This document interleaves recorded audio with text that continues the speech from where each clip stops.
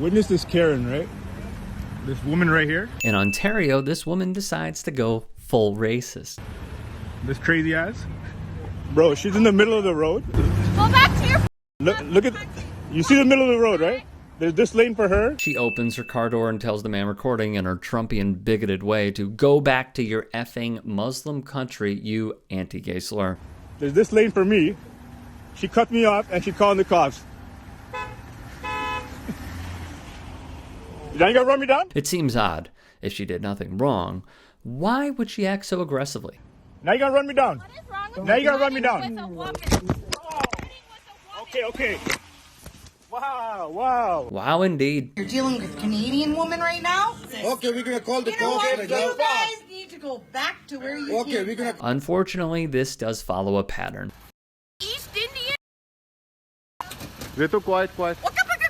These are real threats to people just trying to simply live. In the first video, a man says the incident happened in the parking lot of 815 Major Mackenzie East on March 9th. As I was leaving a parking lot, this woman came speeding down the center median, almost hitting me, then demands I move out of the way, the person wrote. The man says the female driver blocked him in for 15 minutes instead of just moving slightly to the right. He then says she got out of her car, approached his, screaming racial slurs. He says he kept his windows closed in case the situation escalated. He claims the woman called the police and accused him of assaulting her, but it didn't work. We cannot let people like this get away with it. Knowing she was being filmed, she acted the way she did. Imagine how she acts in private. He also noted she had a child in the back seat. She needs to be stopped, he said. She needs to be held accountable for her actions. In June of last year, a man driving a pickup truck ran down 5 pedestrians,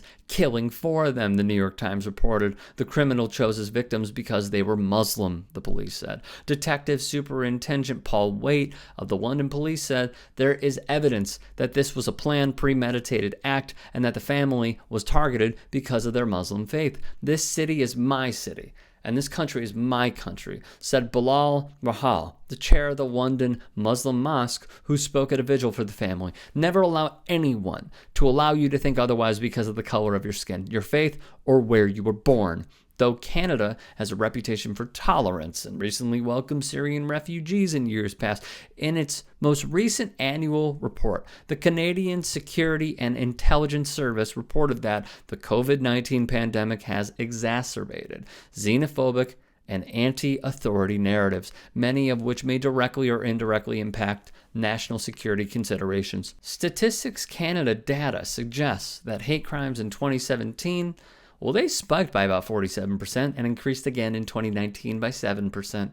That same year, police reported hate crime targeting Muslims rose by 9%.